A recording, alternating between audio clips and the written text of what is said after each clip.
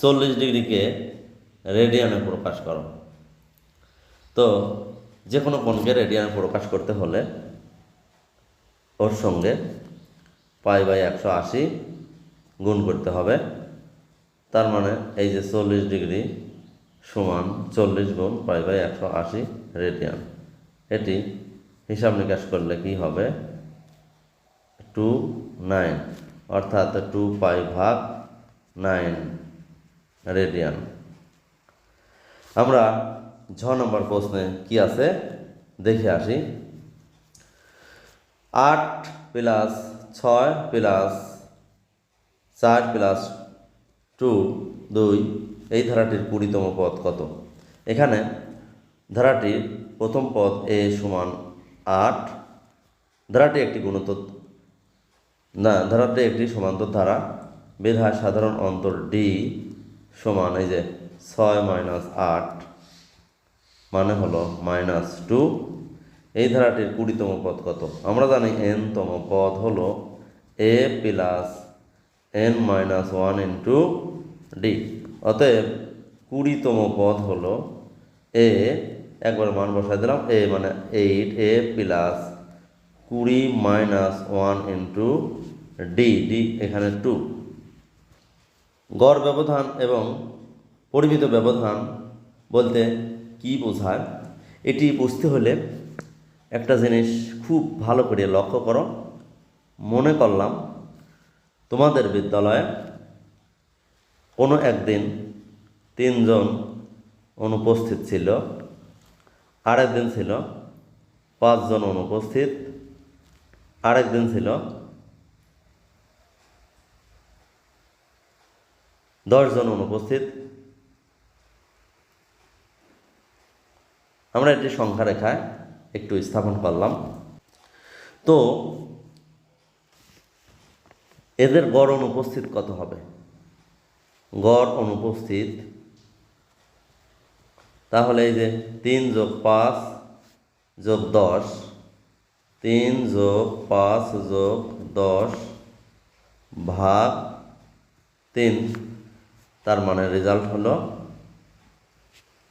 এগুলো যোগ করলে 18/3 মানে হলো 6। এই যে 6 এখানে স্থাপন করলাম, 6, এটি হলো 6। এখন এই অনুপস্থিতির পার্থক্য কত? 6 হলো কেন্দ্রীয় মান, 6 হলো এখানে কেন্দ্রীয় মান। তো পার্থক্য কত? 6 - 5 হলো 1, এই 6 - 3 হলো 3, আর 6 - 10 হলো 4। এখানে -4 বা 4 আমরা পরম মান নিলাম। এটা হলো কেন্দ্রীয় মান থেকে ব্যবধান। তাহলে গড় ব্যবধান কত? এই ব্যবধানগুলির সমষ্টি ভাগ 3, 3টা উপাত্ত, তার মানে 8/3, অর্থাৎ 2.67। তো আমরা পেয়ে গেছি গড় ব্যবধান, আর এটি গড় ব্যবধান। প্রিয় বন্ধুরা, গড় ব্যবধানটা ভালো করে বুঝে আসি। আবার কোনো একদিন তোমাদের বিদ্যালয়ে অনুপস্থিত ছিল 3 জন, অন্যদিন অনুপস্থিত ছিল 5 জন, তারপরে অনুপস্থিত ছিল অন্যদিন 10 জন। এখন গড় অনুপস্থিত কত? 3 + 5 + 10 ভাগ 3, মানে 3টা উপাত্ত সমান 6। গড়ে অনুপস্থিত হলো 6। এই 6 হলো কেন্দ্রীয় মান, 6 হলো কেন্দ্রীয় মান। এখন এই কেন্দ্রীয় মান থেকে ব্যবধান কত? একটা ব্যবধান ছিল 6 আর 5-এর পার্থক্য 1, আরেকটি ব্যবধান ছিল 6 আর 3-এর পার্থক্য হলো 3, আরেকটি ব্যবধান ছিল এই যে 10 আর 6-এর মধ্যে পরম পার্থক্য হলো 4। তো এটি হলো ব্যবধান। এখন গড় ব্যবধান কত? তাহলে এদের যোগফল ভাগ 3, গড় ব্যবধান হলো 2.67। তার মানে গড় ব্যবধান আমাদের স্পষ্ট হলো। গড় ব্যবধান তাহলে ব্যাপারটা কি? তথ্য সারির কেন্দ্রীয় মান থেকে তথ্যগুলো গড়ে কত দূরে অবস্থান করতেছে তার পরিমাপক। এই কথাটা আমি পরে লিখে দিচ্ছি। আমরা এখনই পরিমিত ব্যবধান একটু জেনে আসি। আমরা পরিমিত ব্যবধান জানার আগে এই যে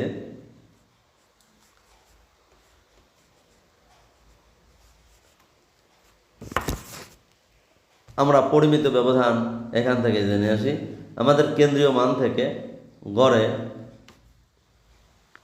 একটা পার্থক্য ছিল 6 এবং 5-এর পার্থক্য 1, তারপর আরেকটা ছিল 3, আরেকটা ছিল 4।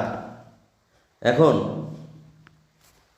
এইগুলোর যদি বর্গ করি এবং যোগ করি, বর্গ করলাম তাদের যোগফল এবং সেটাকে গড় করলাম, তাহলে কত হলো? এই যে 1 যোগ 9 যোগ 16 ভাগ 3 সমান কত? 26/3। এবং এটিকে যদি বর্গমূল করা হয় তাহলে যেটি পাবো সেটি হলো পরিমিত ব্যবধান। তার মানে পরিমিত ব্যবধান নিশ্চয়ই বুঝতে পারছ। ব্যবধানগুলির বর্গের যোগফলকে গড় করলাম এবং তার উপর বর্গমূল করলাম। ব্যবধানের বর্গের গড়ের বর্গমূলই হলো পরিমিত ব্যবধান। এখন আমরা সংজ্ঞাটা লিখে দিচ্ছি। এই গড় ব্যবধানের সংজ্ঞা: তথ্য সারির কেন্দ্রীয় মান থেকে তথ্যগুলি গড়ে কত দূরে অবস্থান করেছে তার পরিমাপক। তার পরিমাপক হলো গড় ব্যবধান। এখন পরিমিত ব্যবধানটা কি? এই যে ব্যবধানগুলির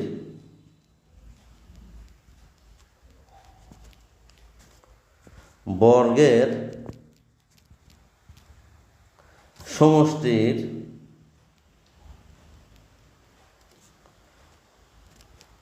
গড় এর